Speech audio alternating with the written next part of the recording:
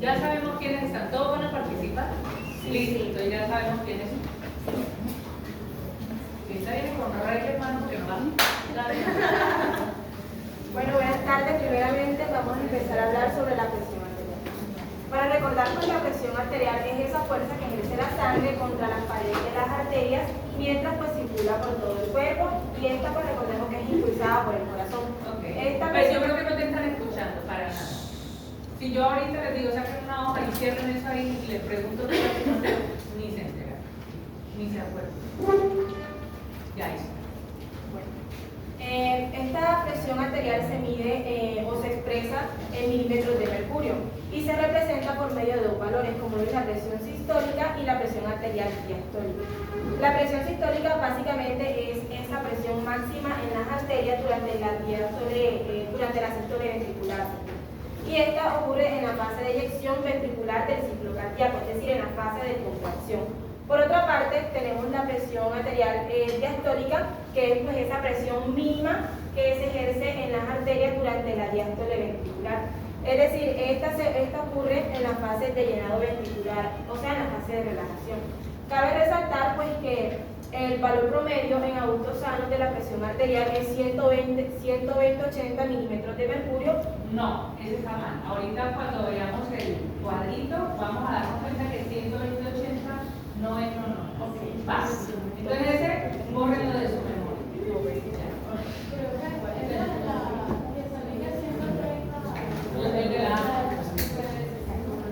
Ahorita que nos presenten el cuadrito, ¿tienen el cuadrito de la A? Sí. Bueno, ahí nos vamos a dar cuenta que 120-80 no es el promedio, ni siquiera el normal. ¿Ya? Ni siquiera el normal. Bueno, también cabe resaltar que pues la presión arterial es un signo vital muy importante durante la exploración médica, ya que pues, esta refleja el estado de la circulación sanguínea, garantiza pues, una adecuada perfusión a los órganos, además que también pues, se utiliza como un indicador para detectar ciertas alteraciones. ¿Cómo cuáles? Hipertensión, o sea, obviamente, pero ¿qué alteraciones propiamente? Estamos hablando de presiones en las cavidades, ¿cierto?, ventriculares, una insuficiencia cardíaca, y que además son dadas por la contracción o la relajación. Entonces, ¿de quién nos va a hablar? De la bomba, ¿cierto? No solamente va a tener problemas de perfusión, porque claro, si yo tengo mala la bomba, no eyecto adecuadamente, no retorna adecuadamente, entonces la bomba es la primera que me dice que está mal, es decir, me dice que el corazón está mal, ¿cierto?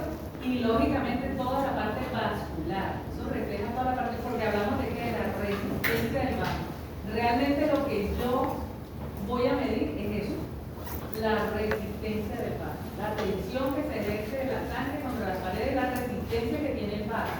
Si mi vaso no está en buen estado, si no tiene una buena resistencia, obvio, entonces esas presiones van a ser mayores, porque entonces tienen que ejercer mayor presión para poder salir y eyectar y perfundir el resto. ¿Ya? Entonces esa es como la importancia real de la presión arterial.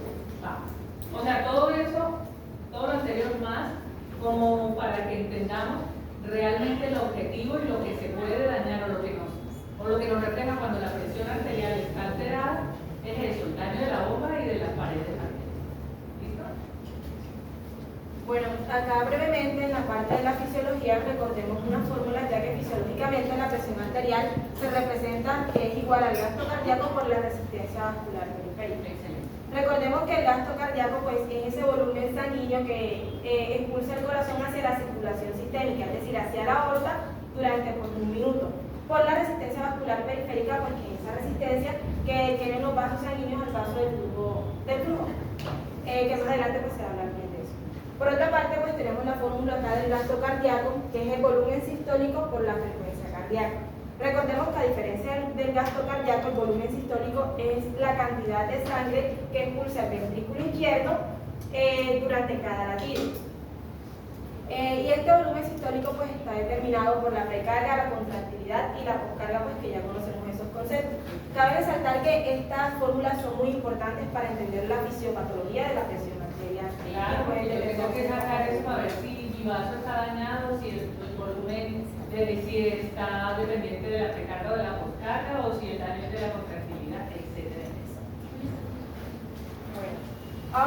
hablar de ciertos mecanismos de regulación de la presión arterial. Estos mecanismos pueden ser a corto, mediano y largo plazo. A corto plazo puede durar segundos, minutos e incluso horas, y estos están controlados por el sistema nervioso autónomo. Entre estos tenemos los vasoreceptores, que estos se ubican en el seno carotídeo y en el arco aórtico, y básicamente lo que hacen es que detectan cambios en la presión arterial. Por ejemplo, durante un aumento de la presión arterial, el sistema nervioso autónomo disminuye la frecuencia cardíaca por medio de las fibras parasimpáticas inferentes. Y esta disminución de esa frecuencia cardíaca ayuda a disminuir la presión arterial. ¿Por qué? Por la fórmula anterior que acabamos de ver, es cierto, que tiene que ver con el gasto cardíaco y la frecuencia. Por otra parte, cuando hay una disminución de la presión arterial, estos vasoreceptores se activan, lo que ejecuta una respuesta simpática. Recordemos que el sistema nervioso simpático lo que hace es que aumenta la frecuencia cardíaca, aumenta la contractilidad y por ende se aumenta la presión arterial. Asimismo tenemos los quimiorreceptores, que estos detectan cambios en el oxígeno, dióxido de carbono y en el pH. Por ejemplo, en el caso de alguna hipoxia, estos quimiorreceptores lo que hacen es que estimulan el sistema simpático y ocasionan una vasoconstricción, por ende pues aumenta la presión arterial.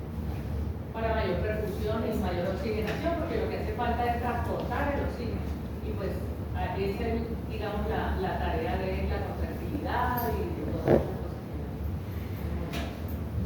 Bueno, a mediano y a largo plazo, esto puede durar horas, días e incluso más tiempo. Tenemos uno muy conocido que pues ya todos sabemos cuál es, que es el sistema renina-angiotensina-aldosterona, que este pues se activa por medio de un estímulo de una disminución en la presión arterial. Y acá pues se dan unos cambios hormonales, una serie de pasos que lo que le hacen es que aumentan la presión arterial. También tenemos la hormona antidiurética o vasopresina, que esta hormona básicamente lo que hace es que aumenta la reabsorción de agua. Y también puede ocasionar una vasoconstricción y esto pues aumenta la presión. Mayor volumen, mayor presión. También tenemos los péptidos natriuréticos que, como su nombre lo indica, producen la natriuresis, es decir, la eliminación de sodio y agua. También producen vasodilatación y en este caso, como se disminuye el sodio y el agua disminuye la volemia y se disminuye la presión. Excelente. Ahora bien, vamos a hablar del ciclo cardíaco, para especificar pues dónde se presenta la sístole y la diástole. El ciclo cardíaco básicamente es esa secuencia de eventos fisiológicos que comprende desde el comienzo de un latido cardíaco hasta el inicio de otro latido cardíaco. Este ciclo cardíaco pues comienza o inicia con un potencial de acción dado en el nódulo sinusal y se presenta por dos periodos, la diástole y la sístole, por la cual la diástole tiene una renovación isovolumétrica, un llenado pasivo, llenado activo, y la sístole una contracción isovolumétrica y una eyección. Cabe resaltar pues que este ciclo cardíaco dura aproximadamente 0,8 segundos, es decir, es muy rápido, muy rápido. Ahora bien, pues vamos a explicar el ciclo cardíaco brevemente. Recordemos pues que el corazón es un órgano que tiene 4 cavidades, 2 aurículas, 2 ventrículos, tanto derechos como izquierdos. Acá tenemos las válvulas auriculoventriculares, tricúspide y mitral, y tenemos las válvulas sigmoideas, como lo es la pulmonar y la aórtica. Ahora bien, bueno, primero vamos a empezar hablando sobre lo que es el llenado pasivo. Acá, primeramente, encontramos las aurículas llenas de sangre. Como hay mayor presión en las aurículas que en los ventrículos, esta sangre empieza a pasar por la válvula tricúspide hacia los ventrículos. Y esto ocasiona la apertura de las válvulas auriculoventriculares. Cabe resaltar que esto ocurre por un gradiente de presión, o sea, acá todavía no hay contracción como se observa acá. Y solo pasa un 80%, es decir, el otro 20% aún está en las aurículas. Luego pasamos al llenado activo. Acá ya esta aurícula se contrae y bombea el resto del 20% hacia los ventrículos. Y a esto se le conoce como sístole auricular. Luego pasamos a lo que es la contracción isovolumétrica, pues ya acá como observamos tenemos el 100% del volumen sanguíneo y que esto pues básicamente es aproximadamente 120 mililitros, lo que se le conoce como volumen telediastólico, es decir, ese volumen que tenemos al final de la diástole. Ahora acá se cierran las válvulas auriculoventriculares. ¿Para qué? Pues para evitar el retorno de la sangre hacia las aurículas. Y este cierre de esas válvulas es lo que ocasiona el primer ruido cardíaco. Posterior a esto, pues ya vamos a hablar de la eyección. Acá, debido a esta presión que se da en los ventrículos, se da la apertura de la válvula sigmoideas. El corazón se contrae y pues expulsa la sangre hacia los grandes vasos, que en este caso sería aproximadamente 70 mililitros. Y a esto se le conoce como volumen sistólico, que fue la que ya mencioné, la cantidad de sangre que expulsan los ventrículos pues a los grandes vasos. Y acá, como hay una presión en estos vasos, acá es donde se marca la presión arterial sistólica, en la fase de eyección. Luego pasamos a la relajación isovolumétrica, pues acá como aquí hay mucha presión, acá se cierran las válvulas sigmoideas para que la sangre no siga pasando. Como se cierran estas válvulas sigmoideas, ya no va a poder subir sangre. Y como ya pues ahí no hay sangre, disminuye esa presión en los vasos y es donde se marca la presión arterial diastólica. Y ya ahí continúa el ciclo cardíaco y pues sigue la circulación. Ok, entonces ustedes ven ahí que cuántas fases tiene. Son 5 fases, ¿cierto? Esas 5 fases las representan por medio de una gráfica también. No sé si de pronto la tienen por ahí. Si no, ustedes la revisan después por allá en sus anotaciones de hace años de fisiología y de anatomía. No, de fisiología. De anatomía no, sino de y esas 5 fases de llenado del ciclo cardíaco son las que nos van a ayudar, ¿cierto? Cuando nosotros tomamos la presión arterial para poder saber, ¿cierto?, en qué momento estamos, sobre todo en la presión diastólica, ¿ya? Sobre todo con la presión sistólica, que es la que nos va a dar esos golpes, ¿cierto?, o esos ruidos que son los ruidos de corazón. ¿Listo? Entonces, ojo con eso, porque ya yo sé, por ejemplo, allá cuando se da el llenado activo y luego pasa, digamos, al 100% del llenado y se cierran las válvulas, se produce la contracción isovolumétrica y se produce el primer ruido, ¿cierto? Cuando yo hago la ocultación cardíaca, cuando hago la ocultación de la frecuencia cardíaca, eso es lo que yo estoy escuchando. Entonces, ¿ese cierre de cuáles válvulas son? Ok, entonces, cuando yo voy a hacer la ocultación, ¿cierto?, de los ruidos, ya yo sé que en los puntos de ocultación de la válvula tricúspide y mitral se va a escuchar mucho mejor ese ruido, el R1. Y por tanto, si hay algún daño en esa válvula, ahí es donde yo voy a encontrar las alteraciones, como son los soplos, etcétera, las otras alteraciones que se pueden dar por el daño de esas válvulas. O cuando hay un escape, ¿cierto? Entonces ahí es donde hay los clics, o cuando hay los soplos, ya sea si es durante el ciclo de la sístole, de la diástole, si es antes, durante o después, que es donde reciben los diferentes nombres, ¿ya? Pero es importante que ustedes recuerden esos ciclos, ¿ya?, con sus fases, para poder reconocer qué es lo que está dañado cuando yo oculto, porque cuando yo oculto, no es saber qué hace el corazón, pum, pum, ¿ya?, sino cuál es el primer pum y cuál es el segundo pum, ¿sí? Y en qué punto lo escucho mejor, para saber cuál está dañado o cuál estoy reconociendo en ese momento o revisando en ese momento. Listo, excelente. Bueno, continuando con las definiciones, a forma de recordar, vamos a hablar un poquito de la resistencia vascular. ¿Qué es la resistencia vascular? La resistencia vascular es la dificultad que tiene la sangre para pasar por medio de los vasos. ¿Y esto por qué se da? Por el diámetro. Por ejemplo, unas arteriolas pequeñas van a tener una mayor resistencia vascular porque, bueno, pasa una gran cantidad de sangre. Imagínense, como ustedes tratando de pasar por un túnel chiquitico, les toca despacio, les toca lento porque se pueden caer, se pueden tropezar. En cambio, si fuera un túnel grande, pueden pasar hasta corriendo. Entonces, eso es lo que pasa con la resistencia vascular. Se dificulta el paso de la sangre. Por favor, disculpa. Esto también puede depender de la manera en la que estén construidas estos vasos, en las que estén conformadas. Por ejemplo, encontramos la forma en serie y en paralelo. Entonces, ¿qué pasa con la forma en serie? Imaginémonos a estos vasos como mangueritas pequeñas, unas conectadas justo detrás de la otra. ¿Qué va a pasar? La resistencia va a sumarse, porque son individuales. Aunque pareciera que fuera una sola, son individuales. Entonces la resistencia en cada una va a sumarse y por lo tanto va a aumentar. pasa lo contrario en la paralela. ¿Por qué? Porque como su nombre nos dice, son caminos paralelos. No están entrelazados unos entre otros, por lo tanto no se van a sumar esta resistencia con la de al lado.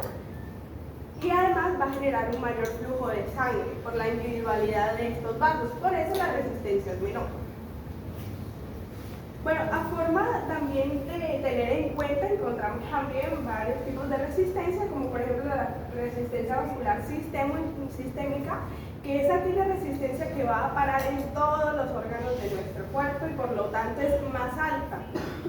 Y también encontramos la resistencia vascular femoral, que es aquella que solo llega a los pulmones y es menos alta porque pues, los vasos pulmonares son más cortos y pues son poco resistentes. También encontramos la presión arterial media, también conocida por sus siglas como PAM. ¿Qué es esta presión arterial media? Es la presión promedio que ejerce la sangre sobre las paredes de las arterias durante todo nuestro ciclo cardíaco. Esta va a representar la fuerza de la perfusión. ¿Qué es la perfusión? Es la fuerza y la sangre que va a parar a nuestros órganos y tejidos. Entonces, ¿qué pasa con esto? Teniendo en cuenta esto, podemos decir que la importancia de esta presión arterial media es porque esta nos sirve para identificar si está llegando un volumen correcto de sangre a estos tejidos y órganos, porque si no está llegando el suficiente, y también hablando de esto de oxígeno, porque llega también oxígeno a estos órganos, entonces no hay una buena irrigación y pueden generar daños en estos tejidos. A forma también de recordar, les traje acá pues la fórmula de la presión arterial media, diciendo que esta presión arterial media es igual a la presión sistólica más 2 veces la presión diastólica sobre 3. ¿Y por qué 2 veces la presión diastólica? Porque recordemos que nuestro corazón y nuestro ciclo cardíaco, que estaba explicando nuestra compañera anteriormente, se mantiene más tiempo en relajación que en la diástole, perdón, en la sístole. Corren esto de su mente, por favor. ¿Y él es normalmente? No, ahí no hay nada. Bueno. Porque hicieron el cálculo con 120. No hay nada. Ok. No tengo nada. Eso era el tablero, ya lo borraste. Sí, eso no está. Bueno, también también tenemos la presión arterial central. La presión arterial central es la presión en las arterias grandes cercanas a nuestro corazón, como cuáles, como la aorta, la arteria pulmonar, la carótida, las arterias coronarias principales, la izquierda, la derecha. Y pues esto bien lo van a hablar más adelante cuando estemos mirando cómo se miden las presiones, pero para tener en cuenta, estos principalmente se miden por catéter, ¿sí? Directamente. Sí, directamente. No hay una forma indirecta periférica, sino a nivel central. Exacto. Por eso se llama presión arterial. Sí. Continúa. En cambio, como la profesora dijo, la periférica es la presión arterial de las arterias que se encuentran más alejadas al corazón, como cuáles. Ahora que habla radial, la crucial, la femoral, la axilar, la poplitea, la tibia, la anterior, la posterior, la plantar, entre muchas otras. Y esta, a diferencia de la otra, esta sí podemos medirlas con otros instrumentos, como cuáles, el tensiómetro, ya sea digital, ya sea manual, pero también en casos de crisis se puede llegar a usar el catéter. Esto también lo van a explicar más adelante, bien cuando hagamos La técnica de sí, señor. Bueno, ahora vamos a hablar de los factores que afectan la presión arterial. Principalmente vamos a iniciar con lo que sean los factores fisiológicos, que son esos procesos naturales de nuestro cuerpo. Como primer factor tenemos el gasto cardíaco, que es el volumen de sangre que expulsa nuestro corazón. Entonces, el gasto cardíaco, por ejemplo, si tenemos un ejercicio intenso, va a aumentar y al haber como una mayor expulsación de sangre, va a aumentar esa presión. También tenemos lo que es la resistencia vascular periférica, que es esa fuerza que oponen los vasos sanguíneos a este flujo sanguíneo. Entonces, cuando nosotros experimentamos frío, va a haber una vasoconstricción y por ende va a haber un aumento de la presión arterial. Y si experimentamos calor, por ejemplo, que nos demos un baño con agua caliente, vamos a experimentar lo que sería una vasodilatación. Estos vasos sanguíneos se distienden y va a haber una disminución de la presión.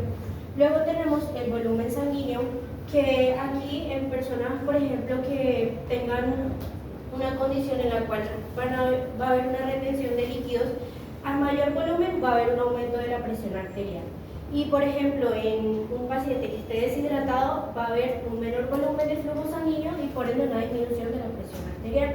Y tenemos la frecuencia cardíaca, que también es un factor muy importante porque un corazón que le toca trabajar más, contraerse y dilatarse más veces en un minuto, por ejemplo, cuando experimentamos lo que sería una ansiedad o un estrés, va a haber una mayor contractilidad de ese corazón y por ende va a haber un aumento en esa presión arterial. Ahora tenemos factores. Te iba a decir, o sea, aumenta la presión arterial, pero va a depender mucho la cantidad de milímetros de mercurio que aumente dependiendo de la calidad del vaso y de la bomba, ¿cierto? Porque no es lo mismo, a mí no me va a dar una crisis hipertensiva, ¿cierto? Si yo tengo una buena resistencia periférica, una buena resistencia en mis vasos, si mi corazón, sus cavidades están bien, tienen un músculo cardíaco fortalecido, ¿cierto? Porque tengo una crisis de ansiedad, o sea, no me va a dar el infarto, ¿ya? Con un estrés súper grandísimo. Pero, a diferencia de otros, con pequeños estrés o con una mínima elevación de la presión arterial, bajo cualquier tipo de estrés puede llegar a desencadenar un paro. ¿Sí me hago entender? O sea, no es que yo me voy a volver hipertenso o soy hipertenso cada vez que me da un susto que estoy allá parado porque estoy ansioso. ¿Sí? Va a depender, ¿cierto?, de lo que hablábamos ahorita de la resistencia y eso tiene que ver mucho con la calidad del vaso y de la boca. Luego tenemos los factores individuales, que esas ya son características propias de cada persona, iniciando con lo que sería la edad. Con el envejecimiento, ya esas arterias ya pierden esa capacidad de expansión y por tal es muy frecuente encontrar que en los adultos ya de la tercera edad siempre van a ser hipertensos o van a manejar una presión arterial elevada, debido a que esa elastina se degrada y hay un aumento de colágeno. Entonces eso lleva a que estas arterias sean más rígidas, no se puedan dilatar y por ende haya vasoconstricción. Luego tenemos el sexo, que se dice que los hombres jóvenes tienden a tener una presión arterial elevada. Esto es debido a que sabemos que los hombres tienen una mayor masa muscular. Entonces el corazón trabaja con mucha más fuerza porque necesita producir más óxido nítrico para que haya ese flujo sanguíneo adecuado.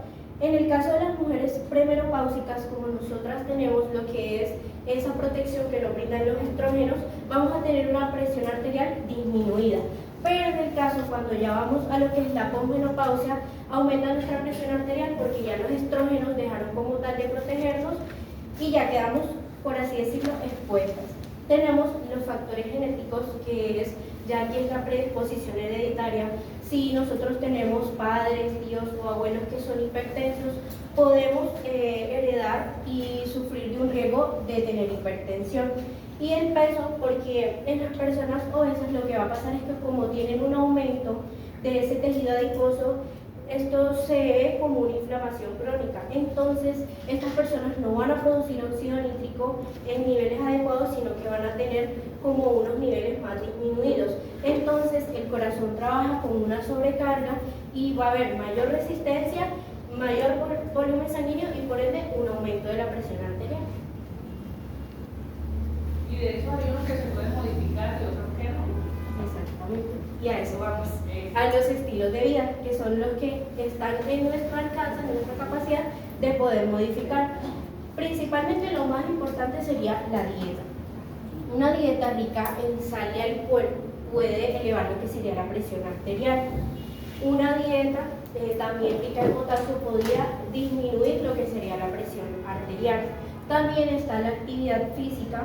Una persona que hace ejercicio regular, su presión normalmente está en niveles, por así decirlo, indicados. Entonces, las personas que sufren de sedentarismo, como venía diciendo, lo de la producción del óxido nítrico, ese óxido nítrico no va a oxigenar como tal esos músculos y hay un aumento de la presión. Y Pero, él es, además de en la actividad física, es porque en el entrenamiento, cuando uno se carga, no es lo que van al gimnasio y se suben 200 kilos con las pesas, ¿ok? Porque eso desarrolla masa muscular, hipertrofia en el músculo nada más. Pero eso es que, ay, pero ¿y por qué le doy infarto si él iba al gimnasio? ¿Sí? Pero no hacen cardio, o sea, no ponen a funcionar la bomba con diferentes niveles de presión. Entonces yo lo que entreno es la resistencia de mi vaso y la contractividad de mi músculo. Es decir, yo solo puedo entrenar el músculo cardíaco, que también es un músculo, no levantando pesas, sino cambiando sus presiones para que esa resistencia pueda mejorar. Entonces los que van al gimnasio nada más a hacer pesitas, no están haciendo las cosas completas, están viendo físicamente, externamente, más robustos, se ven aparentemente más saludables, pero no lo son. En cambio, ese flaquito que se camina las maratones, ¿cierto?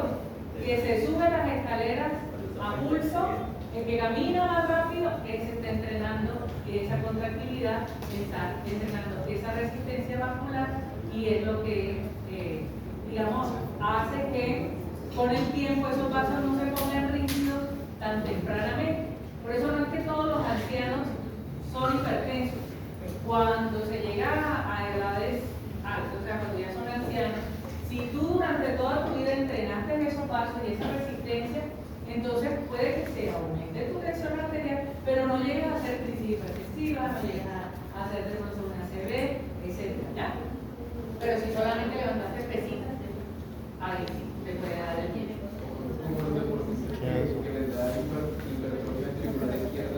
Bueno, pero eso es ya diferente porque eso es poner al extremo la bomba, o sea, todo el extremo es más. Entonces ya ahí lo que estoy haciendo es poniendo al máximo la bomba. Entonces la bomba puede recibir cierta presión, pero yo le meto más. Aguante, claro, joven, aguanta, Pero llega un momento en que lógicamente se van elongando, esa calidad se vuelve más grande, no tiene la suficiente fuerza de contractividad para impulsar todo lo que está en el ventrículo y se les va. Y son los que caen como pollitos ahí cuando van a partir el gol definitivo y ¡pum! Se privó ahí el futbolito. Entonces, los deportistas extremos también dañan la bomba, todos los extremos más. Ahora sí el estrés. bueno, y en caso del estrés, pues vamos a tener un aumento en lo que sería la adrenalina y el cortisol, y esto va a llevar a un aumento de la presión transitoria. Y en personas que consumen tabaco y café, hay también una vasoconstricción transitoria y por ende un aumento de la presión.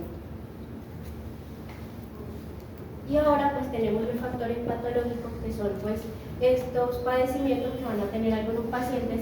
En el caso de la diabetes mellitus, aquí vamos a tener un daño vascular debido a que la glucosa lo que va a hacer es adherirse a esas paredes de las arterias, por así decirlo, caramelizándolas. Entonces eso va a llevar a que haya una rigidez arterial. Entonces ya estas arterias van a perder esa capacidad de distenderse y va a haber una mayor vasoconstricción y por ende pues un aumento de la presión.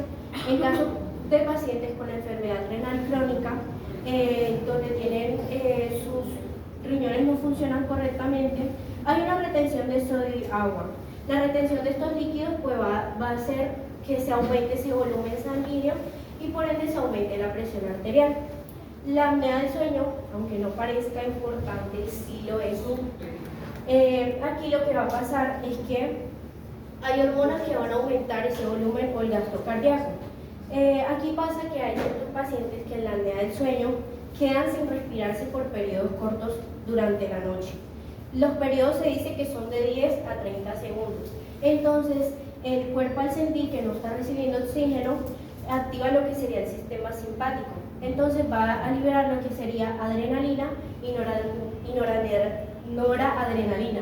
Y esto pues va a aumentar lo que sería la contractilidad del corazón. Y algunos medicamentos como antiinflamatorios, anticonceptivos, antihistamínicos van a hacer que pues también haya retención de sodio y agua, un mayor volumen, una mayor vasoconstricción y por ende un aumento de la presión arterial. Y ahora pues vamos a hablar de la clasificación de la presión arterial según la AHA. Bueno, tenemos como categorías de la presión arterial, tenemos que normal sería una presión sistólica de menos de 120 miligramos de mercurio y una presión diastólica de menos de 80 miligramos de mercurio. Esta sería una milímetros de mercurio. Ahora sí. Bueno, esta es la presión ideal, la presión que se quisiera manejar en todos los pacientes. Bueno, Y para pero que vamos a aclarar algo sobre la normal. Porque si yo te digo, ¿qué es menos de 120? 119. Pero 0 también es menos de 120, ¿o no? En teoría. Pero ese mínimo menos, para que sea normal y no tenga, digamos, alteraciones fisiológicas, para que se pueda dar una buena presión sistólica, más o menos, es el mínimo es 90. ¿Ya? O sea que podríamos decir ahí como entre comillas para podernos acordar, entre 90 y 119 de sístole es una tensión arterial normal, ¿cierto? Pero el I incluye también el otro factor, es decir, los dos deben tener las mismas condiciones de menor que. Entonces ese menor que también, menor de 80 que 79, pero también es 0. Pero yo con una diástole de 0 pues muerto estoy, ¿cierto? Entonces ese mínimo de la diástole, para que no se presenten esos procesos compensatorios, ¿sí? O esos signos además de que algo está pasando y yo además necesito más volumen, necesito entonces aumentar la frecuencia cardíaca para que se me suba la presión, ¿cierto? Y mantener mi funcionamiento adecuado, mi buena perfusión. Desde ese mínimo es 60. Pero es que hay gente que tiene la presión más bajita y no le da hielo. Ok, están los de alto rendimiento. Acuérdense que la frecuencia cardíaca tiene que ver con el gasto cardíaco. Si yo tengo una frecuencia cardíaca baja porque he entrenado mi bomba y he entrenado la resistencia de mi vaso y mi presión porque yo soy deportista de alto rendimiento, mi frecuencia cardíaca porque soy deportista de alto rendimiento, en reposo es de 50, que es normal para ellos, por tanto mi sístole y mi diástole pueden estar un poco más por debajo también de esos límites mínimos para ser normales sin que tenga ningún tipo de manifestación a nivel sistémico, o sea, para que no empiece a manifestarse de que hay menos perfusión, como por ejemplo cuando uno le da el hielo, ¿cierto? Es decir, que se bajó la presión, ¿qué siente uno? Baja perfusión, ¿qué te da? Mareo. Mareo, pérdida de la conciencia, o sea, todo lo que tiene que ver con la conciencia, ¿cierto? Entonces puedo perder el conocimiento, puedo tener mareo inicialmente, empiezo también además si mi centro regulador ahí, mi respiración también puede ser baja, etc. Entonces empiezo a sudar frío porque empiezo a compensar otras cosas. Si yo tengo presión baja, no estoy llevando suficiente oxígeno, también está bajando el calor, entonces me pongo frío y sudoroso, entonces por eso la sudoración es compensación de esa vasoconstricción para poder llevar el oxígeno a los órganos blancos, que ahorita me van a decir cuáles son los órganos blancos. Entonces todo eso me pasa si a mí se me baja la presión, ¿cierto? Me da tiempo. Pero como yo soy el deportista de alto rendimiento, yo puedo tener presiones bajas por debajo de esos mínimos y no me da nada, porque tiene que ver con el entrenamiento. Entonces como para que nos quede claro, porque cualquiera vez que me sale yo le pongo 0 sobre 0 milímetros de mercurio, profe, está normal. Y tiene todísima la razón, ¿cierto? Si solo nos fijamos en eso, pero ya llevándonos a la fisiología y a lo mínimo que puede funcionar la bomba, entonces 90-119, 60-79. ¿Listo? O sea, esas clasificaciones antes se daban así, ¿ya? Pero ya las quitaron, porque se empezaron a ver otros factores fisiológicos que demostraban de que no podíamos regirnos sobre esos parámetros, por ejemplo los de por ejemplo ciertas edades, etc. ¿Listo? Entonces, ojo con esa tabla, ¿cómo me la aprendo? I, O, I. Porque ese I, ese O y el I, O es el que me marca la diferencia para yo clasificar del normal, elevado, de nivel 1, 2 o principal. ¿Ya? Listo, entonces ahora sí viene elevada. Bueno, elevada sería entre 120 y 129 milímetros de mercurio y menos de 80 milímetros de mercurio. Aquí todavía no hay como tal una hipertensión, pero según la guía sería ideal mandar un monitoreo ambulatorio de la presión arterial durante 24 horas, porque hay pacientes que al momento de tomarles la presión van a presentar una presión arterial alta, pero puede ser por el síndrome de la bata blanca, o hay pacientes que manifiestan que en su casa, durante sus quehaceres, se les sube la presión, pero cuando uno se las toma en consulta, sale la presión, una presión normal. Luego porque es que ya está en ese límite, por eso está en amarillo. O sea, ahí en esa elevada le estoy diciendo al paciente, ojo, o te pasas para verde o te pasas para naranja. Es decir, o eres hipertenso o normalizas tus niveles de tensión arterial. Y ahí es donde viene la modificación de los hábitos, ¿cierto? Porque hay cosas que no se pueden modificar. Por ejemplo, ¿cuál? La genética, ¿qué más? La edad, ¿qué más? El hecho de que soy mujer, ¿qué más? La raza. ¿Cierto? Eso no lo puedo modificar. Pero el dejar el alcohol, el consumo de sal excesivo, el sedentarismo, el cigarrillo, ¿sí? Eso lo puedo dejar, bajar de peso, eso lo puedo dejar, ahí es donde yo modifico. Y ese límite lo paso entonces ya a normal. Ojo con la elevada. Si nosotros nos vamos a esa diapositiva, que eso fue algo que yo no sé quién escribió eso y ellos no fueron. Eso se pintó ahí solo. Que decía que el promedio era 120-80. Con 120-80, yo como estaría clasificando ese papel. Pero también va a depender mucho de lo que ella acaba de decir, de factores de riesgo, de la edad, sobre todo mucho la edad de las mujeres, del periodo premenopáusico, posmenopáusico, etc. Entonces yo le vacilo ahí la clasificación y le digo, bueno, vamos a hacer una cosa. Usted está ahí como en el límite, ni él ni si es.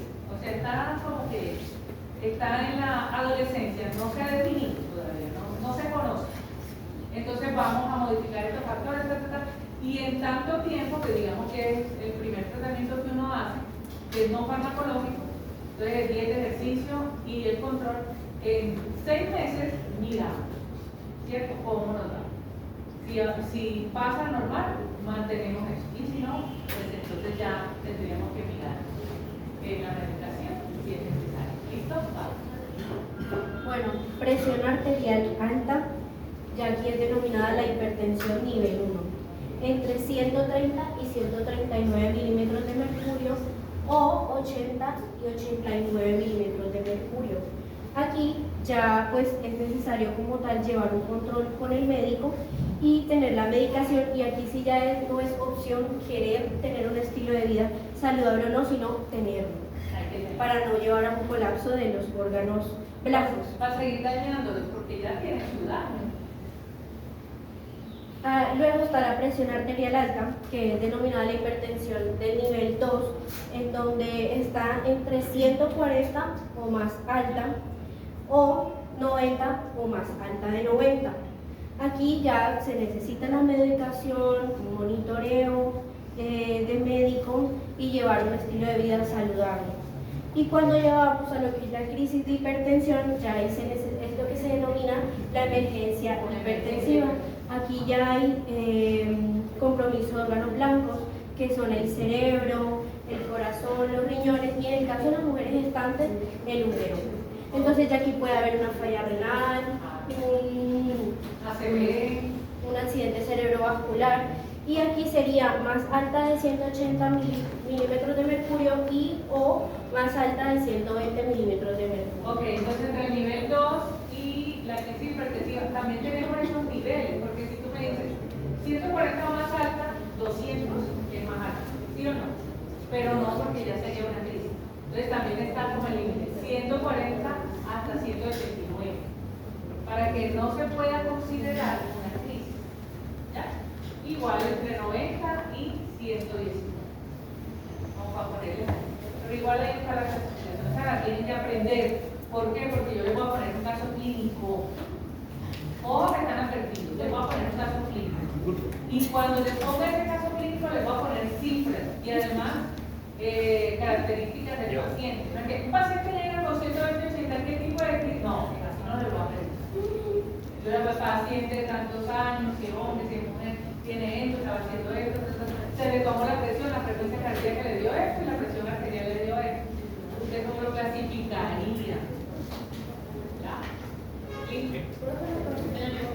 Si el I incluye que el sí o sí tiene que ser, por ejemplo, elevada a 120, 129, el O que indica. El O es uno de los dos. O sea, yo puedo tener 140-80. ¿Ya? Es uno de los dos. O puedo tener 139-90. Y sigue siendo una hipertensión. ¿Sí me hago entender? El O, ¿cierto? Una de las dos en la clasificación. Y el I es los dos, incluidos los dos parámetros para que se cumpla el nivel. Pero si por ejemplo es 120, 80, Menos de 80, mira, dice la elevada. pero menos de 80, pero si es 80. 80 ya es una nivel 1, porque ya te incluye el 80. Tiene una de las dos que es el 80. Una de las dos que es el 80, que es la diástole. O sea, como está en ese borderline, ahí ese era el ejemplo que les ponía. O sea, 120-80, yo no la clasifico de una edad, no es hipertensiva grado 1, no. Yo tengo que ver esos factores que me llevan a tener ese 80, porque el 80 es el que soy, ¿sí? Es el que me la está clasificando, entonces yo veo factores de riesgo. Veo si es obesa, si es mujer, si tiene más de 50 años, si está menopáusica, si tiene niveles de estrés, si además es la primera vez que le toman la presión, si tiene síntomas, etc. Y no le doy medicación. ¿Qué hago con esa señora?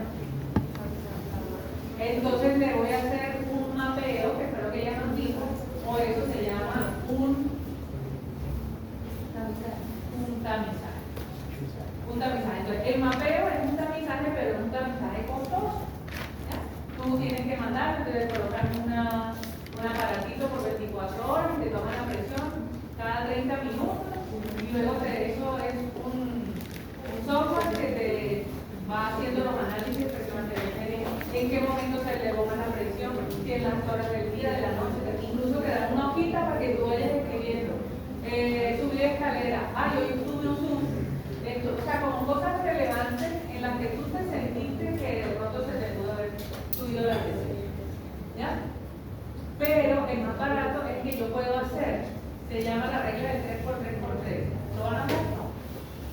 Se nos olvidó. Bueno. Es la regla del 3x3x3. Es que durante 3 días,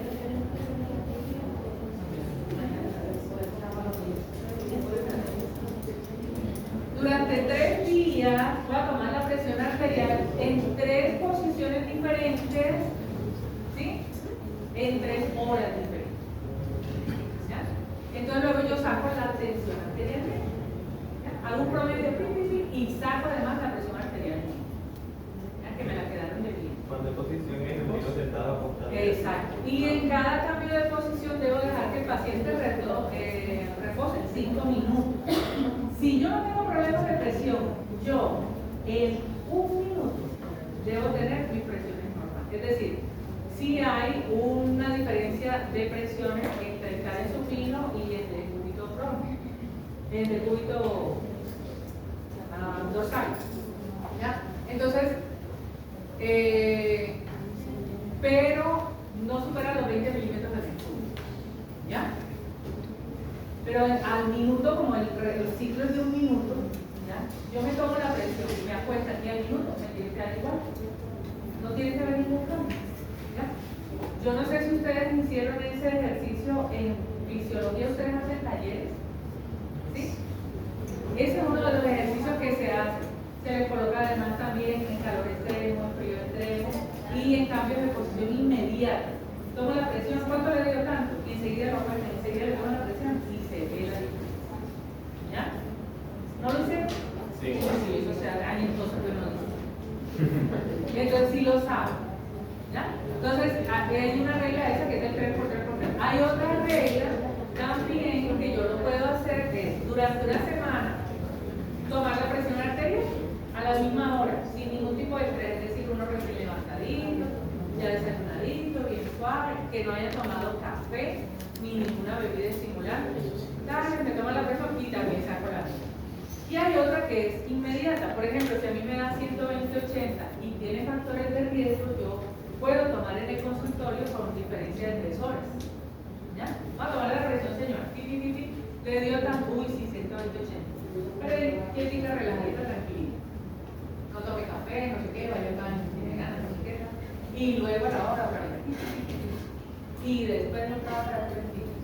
Y a veces hacen ahí también. No, en todas les dio algo. No, esa persona ya. O sea, con factores de riesgo que van de una vez, pacientes de 60 años, para que le dé una crisis, nos vamos a dar. ¿Listo? Bueno, apréndanse el cuadrito.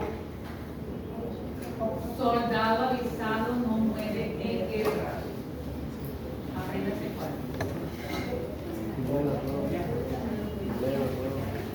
Dile.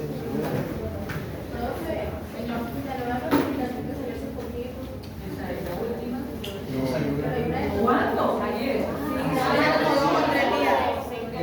No pego por lo más tarde.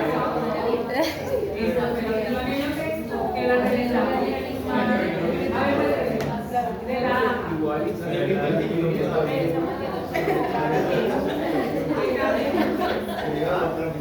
ver, Ay, el video.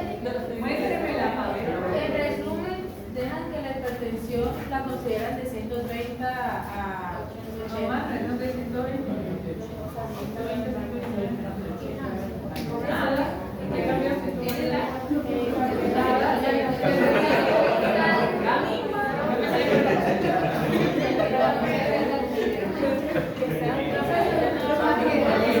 Es lo mismo entonces.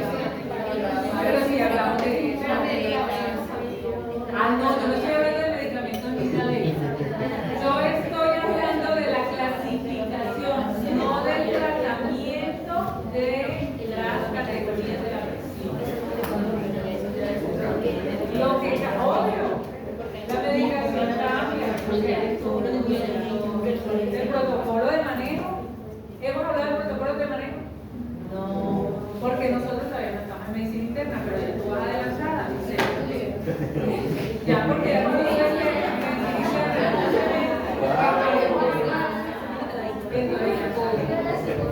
Pero cuando ya tú vas,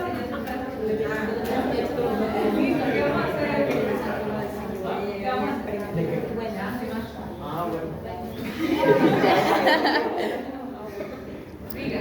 Bueno, vamos a hablar ahora sobre los instrumentos para medir la presión arterial. Tenemos que ver instrumentos para medir la presión arterial rápidamente controlable. Por regla general, tenemos que los dos instrumentos que se van a utilizar son el esfingomanómetro y el fonendoscopio. Son del esfingomanómetro. Bájale dos.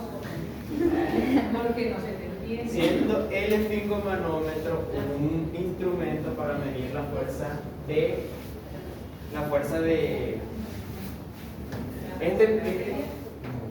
o sea, sí. El esfingomanómetro mide la fuerza de el flujo de la sangre cuando choca sobre las paredes Lo mismo que arteriales. presión arterial, lo que pasa es que eso lo hace a nivel periférico, ¿ya? Y si coloco un catéter directo a esos grandes vasos que ahorita nos hablaban, entonces ya es una toma de presión arterial de esa misma presión que está sobre esos vasos, pero de forma directa. Por eso esta es una forma indirecta, una medición indirecta, que utilizo un instrumento además interno. Y bueno, el esfingomanómetro nos va a dar dos presiones, sería la sistólica y la diastólica. Y el fonendoscopio, pues nos va a ayudar pues, a la ocultación del paciente, que sería escuchar los sonidos cardíacos, sonidos pulmonares, sonidos abdominales, etc. Sí, pero ese me sirve para que en la presión arterial. Para la presión diastólica, no sé. Sí, pero para escuchar a quiénes voy a escuchar. A la arteria braquial. A los ruidos de Cordoba, que no me hablaron de ellos, por eso entonces no los amé. Ya. Bueno, ahora hablando un poco sobre los tipos de tensiómetros que hemos utilizado, tenemos los digitales, que esto se va a dividir pues, en los de brazos y en los de muñecas. Siendo los de muñecas que son más ligeros y son más portables, esto más que todo para personas que viajan mucho y necesitan pues un manejo diario pues, de su presión arterial. Lo malo de esto es que es menos preciso que los tensiómetros. ¿Para qué escribe? Pasamos al de brazo, pues que este nos va a garantizar escribe, una fiabilidad pues, de la medición y estos son adecuados pues, para la automedición en casa y también para los hospitales. Pues estos, digamos, estos digitales son muy fáciles porque nada más colocar por el tensiómetro, dar un botón Y chao, y ya te dice todo. te dice todo. Y estos son los que nosotros utilizamos, los analógicos. Estos analógicos, estos son los que vamos a utilizar cuando llegue el paciente y le vamos a tomar la presión. Esto es más que todo para una revisión médica. Esto se necesita un conocimiento previo para utilizarlo, por eso no es ideal pues, tenerlo en las casas. Estos analógicos se van a dividir en dos, el manómetro en el manguito y el manómetro en la pera. El manómetro en el manguito, estos son más que nada pues, para los médicos porque no vamos a tener que sostener nosotros el manómetro sino el paciente, pero eso se lo explico después. No es que el paciente va a tener el manómetro acá, pero eso se lo explico después. O sea, no lo sostiene, sino que se le queda. Se le queda acá porque tiene un mecanismo para sostener el manómetro. Lo malo de esto es que no son económicos pues, para los bebés y los pacientes adultos que están en vejez. Y el manómetro en la pera, estos son más fáciles de colocar y el manguito o el brazalete se puede cambiar pues, con facilidad.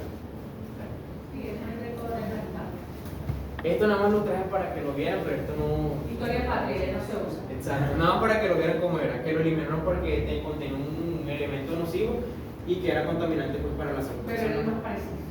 Igual que Era más preciso. Más preciso. Pero esto ya no existe. Y el aneroide, que este puede medir la presión sistólica y diastólica pues, manualmente, y este sí puede ser utilizado en las casas y en centros médicos. Y ahora los tipos de fonoendoscopio más utilizados, tenemos la campana única, esto también lo va a explicar pues, las partes después, la campana doble, los cardiológicos, los pediátricos. Los pediátricos son un poquito más pequeños, sino que no se ve la diferencia. La campanita es más pequeña. Ya va. Ahí. Entonces vamos para las partes. Bueno. Ya ustedes tomaron presión, ya enseñaron a la Claro. en este semestre. Hoy, excelente.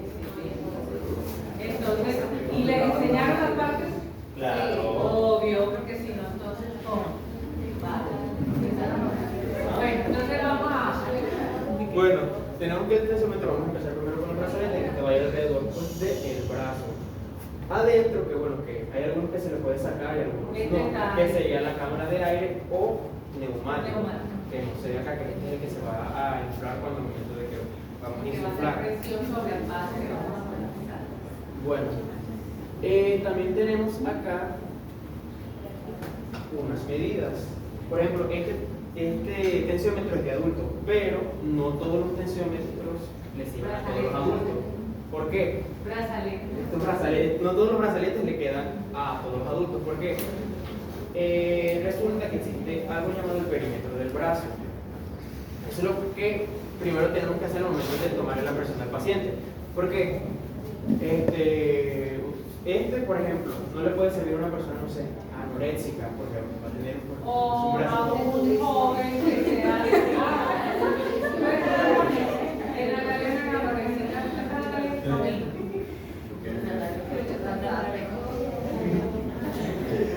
Natalia, ¿tú ya estás? ¿Quién, Natalia?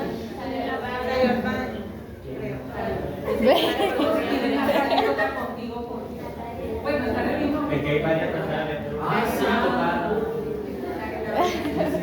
Tiene el bracito del brazo. Ah, bueno, Sara también tiene un brazo del brazo. Pero este le sirve. Pero Sara, ¿cuánto te tiene? El 23.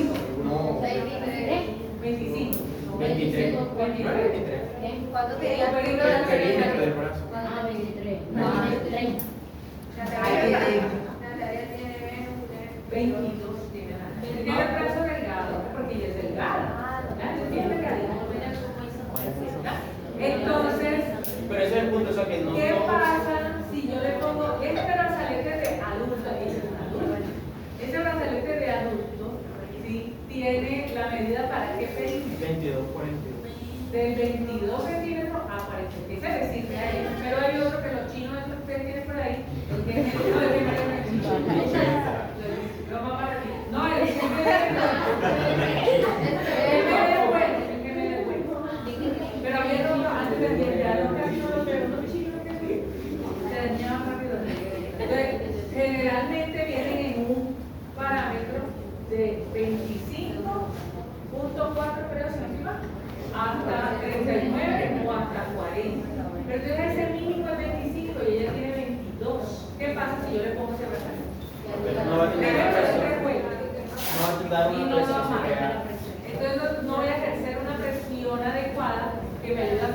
está ese vasito y que yo pueda medir esa resistencia. Por ejemplo, este tiene 25, 4, 40. Pero este es MD, es bueno. Ya, 25 puntos, aquí está, tiene que ser eso. ¿Ya? Profe, pero es que yo he visto que cuando allá en un puesto de salud, una señora así, doctora, y el brazo era como una pierna mía, y entonces le pusieron el brazalete y era la señora Larrón. Y así se tomaron la presión y le llegó. Entonces, por el contrario, cuando el perímetro es mayor, tampoco alcanza a hacer el corazón. El perímetro es mayor ni a la mitad. Uno sobrepaso la resistencia del brazo, lo puedo drenar, y otro no llego ni siquiera a la colación. Por eso tengo que elegir eso. Listo. Segundo. Bueno.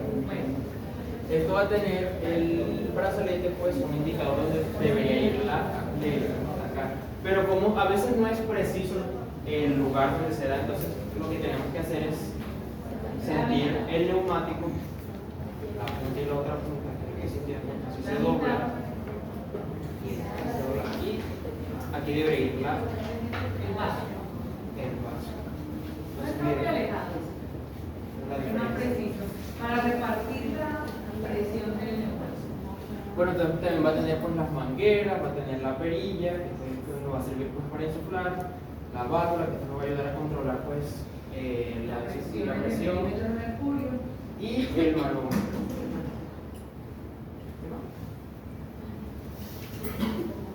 Y ya, y el manómetro tiene que Sí, enseñarle. sí, ya. Pasa, por favor. Bueno, el manómetro, este va a ir de 0 a 300, o sea, eso va a cambiar dependiendo del manómetro.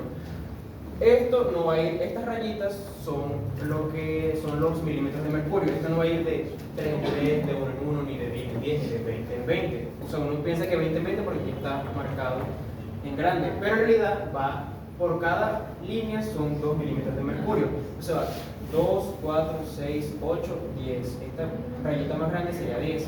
2, 4, 6, 8, 10 y llega a 20. Por eso es que uno no puede decir el paciente tiene 167 de sistólica y de diastólica. No, tú no puedes decir, o sea, pero pero, es que no te lo voy a creer.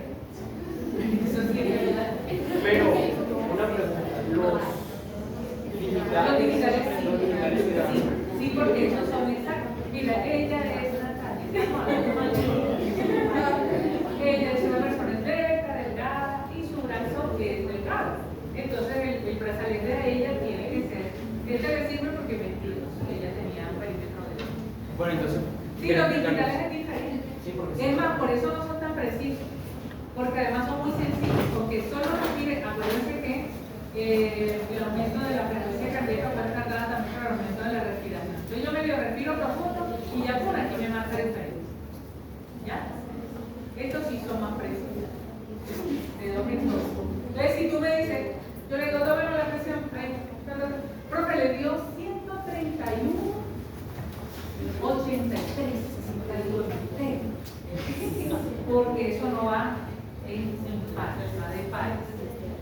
¿Ya? Ahí yo enseguida, pero ya le dije dónde no va.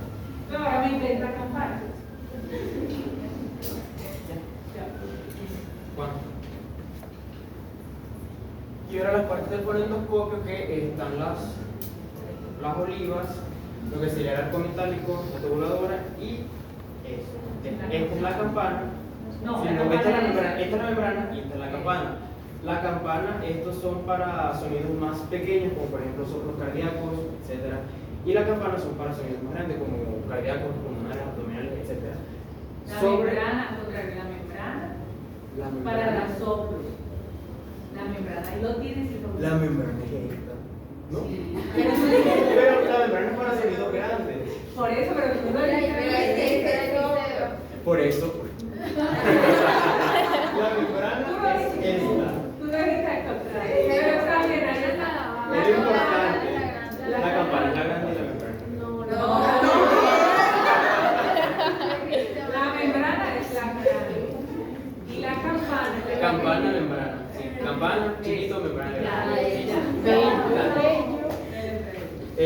ya. Bueno, Ya. Hay otros que tienen de 2 tubos y de Sí, que eso ya no Pero igual, eso es lo que hace que y hay otros digitales también. Ah, bueno, pero eso, nosotros vamos a hacer un drama de lo de la Vale, frase. un drama, vamos. Ah, bueno, vente, bien. No, mentira, primero se va a explicar algo. ¿Qué van a explicar? No, el que la persona que va a defender. Ok. Bueno, ahora hablamos sobre el objetivo de tomar la presión arterial sobre el monitoreo domiciliario ambulatorio, esto más que todo para que nosotros deberíamos también medir la presión arterial pues, por fuera del consultorio, porque puede haber un síndrome llamado bata blanca. ¿Qué es eso?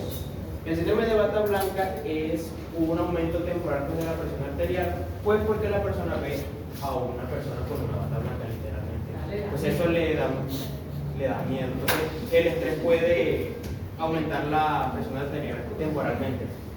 La medición precisa y confiable, tenemos diagnóstico y manejo de hipertensión arterial, la detección temprana, más que todo que una medición regular te puede ayudar a ver si hay cambios anormales en la presión arterial. Ahora, la presión arterial, perdón, es considerado el enemigo silencioso.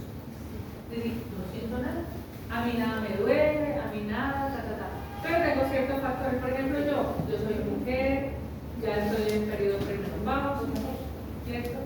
Digamos que en un tiempo entonces tomé por 20 años anticonceptivos, por ejemplo, tengo un trabajo muy estresante, etc. O sea, puedo tener factores, tengo herencia, la mamá, no sé qué. Entonces yo regularmente, ¿cierto? Tengo que evaluar mi presión arterial para saber si está elevada o no, porque como no siento nada, y de pronto en el consultorio me sale elevada. Por eso a todos los pacientes, sobre todo los adultos, se les toma la presión arterial. A los niños también se les toma, a los recién nacidos también. Hay patologías específicas donde hacen hipertensión, ¿sí? Que son hipertensiones primarias. Ya las secundarias es por daño o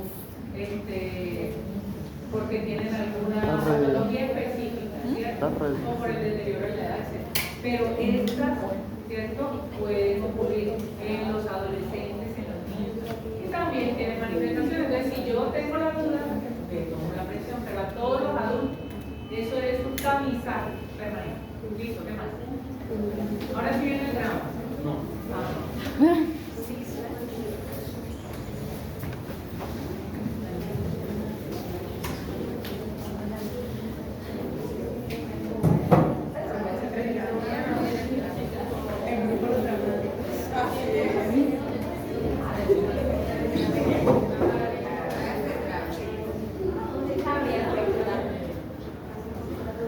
Listo, y ahora pues antes de tomar la presión arterial hay que tener en cuenta que pues, los factores que mencioné anteriormente nos van a servir para hacerle una serie de preguntas al paciente antes de realizar la medición.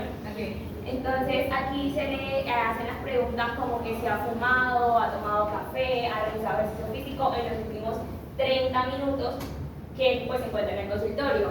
Además de esto, si ya ha orinado en los últimos 30 minutos, porque pues como recordamos anteriormente, si el paciente presenta una distensión en la vejiga por una acumulación de líquidos, esto también va a llevar a que se altere tanto la presión sistólica como la diastólica. Bueno, no por la retención de líquido. Tú sabes unas ganas de orinar que uno tiene, eso le da estrés, ¿no? ¿Ya? Entonces es por el estrés, ¿sí? Es por el estrés. También, además, como ya lo mencioné anteriormente, el tema de la bata blanca, preguntarle si está relajado, además de eso, preguntarle si está tomando algún medicamento, si sufre hipertensión. Y además hay que tener en cuenta que hay ciertos factores de cómo nosotros realizamos el procedimiento que también pueden alterar la presión tanto sistólica como diastólica. Aquí encontramos, por ejemplo, no indicarle al paciente que debe estar sentado correctamente, si tiene las piernas cruzadas a la altura de las rodillas, si el brazo no cuenta con apoyo o está más abajo del corazón. También puede llevar a que la presión tanto sistólica como diastólica se eleve. Asimismo, es importante que no se hable durante la medición porque eso también va a llevar a que los valores sean elevados. Y bueno, ahora más adelante les voy a explicar el tema del estetoscopio, que no puede estar debajo del brazalete porque también nos va a generar una disminución en lo que sea la presión diastólica. Como recomendaciones adicionales podemos estar en una habitación que sea tranquila, que esté en silencio, que pues no haya situaciones como de alarma y que la temperatura oscile alrededor 20 grados centígrados. O sea, por ejemplo, aquí ahorita no podríamos estar. Hace frío, ahora que todo el mundo habla, le hace bullying, ahora que van a hacer sudar. Y bueno, en cuanto a la preparación del paciente y del entorno, en primer lugar, el paciente debe estar sentado cómodamente, su espalda debe estar apoyada, el brazo donde se le va a tomar la medición debe estar libre de ropa. Entonces, en este caso, pues yo le voy a subir la manga porque no se puede quitar O la a los blusa. pacientes se les dice. Exactamente. Y en caso de que sean blusas manga largas, pues uno podría decirle al paciente que se la levante, pero eso va a ejercer presión en el brazo además y entonces va a salir la presión elevada. Lo recomendable sería que se retire la camisa. Y en el caso de embarazada, a partir de las 20 semanas, la presión, lo ideal es que se tome con la paciente del cúbito lateral izquierdo, es decir, acostada medio lado sobre su lado izquierdo. Pero usualmente se toma sentada también. ¿Y por qué no sobre el derecho? ¿Cómo es? Porque está más cerca de que... Porque dice de culto lateral izquierdo y por qué no sobre el derecho. Por el tema del corazón, del lado izquierdo. La aorta abdominal. Se hace mayor presión porque es que el útero es más grande del lado derecho que del lado izquierdo. El útero no es así, el útero es así. Es un poquito más grande del lado derecho. Por eso, cuando ustedes estén en ginecología, esta pregunta siempre la hacen. ¿Qué dijo Lili? ¿Por qué generalmente siempre se siente el torso del bebecito? ¿Cierto? Del lado derecho tiene más espacio, ¿ya? Entonces, él se acomoda más de ese lado. del lado derecho. Y bueno, en cuanto al equipo, en caso de que se presenten las columnas de mercurio, deben estar a la altura de los ojos de pues, nosotros como médicos, pero ya no se utiliza. Y además, el tema del manguito, del brazalete, debe siempre dejar libre lo que es la fosa antecubital, porque ahí es donde posteriormente vamos a colocar el microscopio. Y bueno, lo que ya mencionaron anteriormente. Ya lo mencioné. Ah, ok, pero no se menciona algo, y es que si el brazalete es demasiado pequeño, no va a generar lecturas altas. Y si es muy grande, va a generar lecturas bajas. Ahora sí, en cuanto a las técnicas de la medición, vamos a encontrar dos Pero métodos. por ejemplo, yo les voy a recomendar algo. Cuando tú te sabes eso, quiten eso y lo explicas y lo vas haciendo. Ok. Para que no repitas, sino que vamos a tomar entonces la técnica de la medición es la siguiente. De una vez. Y ustedes ciérrenle ahí la... Listo, entonces vamos a encontrar el método palpatorio que es el que nos va a permitir determinar la presión sistólica. En primer lugar, para este, bueno, ya yo le hice las preguntas, tienen que se las hice, ya le di las recomendaciones de que debe estar sentada sin cruzar las piernas. ¿Qué es lo primero que tengo que hacer en la técnica? Ya el paciente está correctamente sentado y ya sé en qué bracito le voy a tomar. ¿Qué brazo le va a tomar? El izquierdo. Y tú dices que tiene que estar apoyado. Sí, por el ¿Cómo lo vas a apoyar? Yo lo puedo apoyar sobre mi brazo, Exacto. sobre mi mano, yo lo puedo sostener, ¿cierto? Pero como para que le quede más bonito, tómeselo sobre el derecho. No me complique la existencia ni la... No, pero igual queda por debajo del brazo. Bueno, entonces Entonces, lo primero que tengo que hacer es... lo primero que vamos a hacer es palpar el No. pulso. ¿Bien? Lo primero que tengo que hacer es saber qué instrumento voy a usar. Entonces necesito una cinta médica. Pero como ya sabéis, Tú haces ahí la mitad. Y tú dices cuánto mide. Eso. ¿Cómo lo mido? En flexión. Para que salga.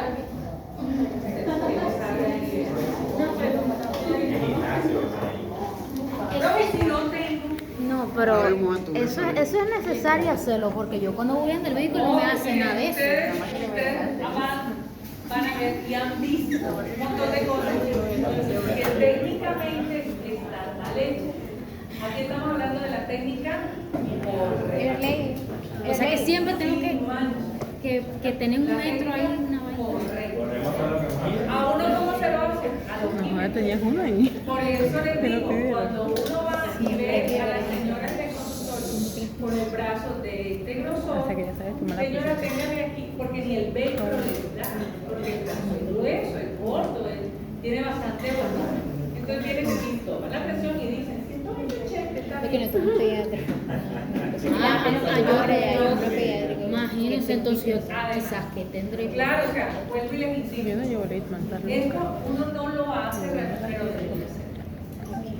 A mí no, yo ya no llego y me Sobre dice, todo lo que siéntate es ahí, extenso, no sé sobre qué. todo lo que es extenso, sobre todo eso que yo tengo la duda. Usted tiene un brazo promedio, pero los que tienen brazos más colores, los que van a gimnasio, que tienen brazos más diversos, ¿cierto? O porque su fisionomía de las que tienen brazos más delgados, ¿sí? Yo debería corroborar. Listo, entonces ahí va. Entonces eso se llama técnica correcta. Profe, pero no lo hacemos. Y me pagan más. Para yo decir que esa sí es Listo, entonces ya tomamos la medida, yo 28 centímetros. Ok. Entonces vamos a utilizar el brazalete estándar. Ok, está bien. Listo, entonces, luego de haber hecho esto, si vamos a palpar lo que sería el pulso radial o el numeral. No. Es que, espérate, dale. Porque vas a palpar el pulso radial. Ahora te voy a poner en tensión. Aquí. Entonces, ¿para qué vas a palpar primero? Lo que pasa es que hay situaciones en las cuales los pacientes presentan oclusiones en sus arterias por diferentes enfermedades. Entonces, lo ideal es como verificar si el pulso radial Te lo acepto. Te voy a verificar la calidad del vaso. Uy, madre mía, que me ataque. Listo. Cuando ya le sentimos el pulso al paciente, ahí podemos proceder a colocar el brazalete. Lo tomaste mal. No sé cómo. Está dejando el espacio ese posible. Ok.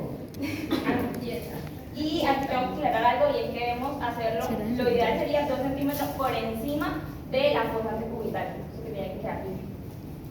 ¿Es una persona? 3 deditos por encima del pliegue. Para que no se acuerde para esta fosa. No, así, ya. Sí, como 30. Y bueno, aquí lo que vamos a hacer es que vamos a comenzar a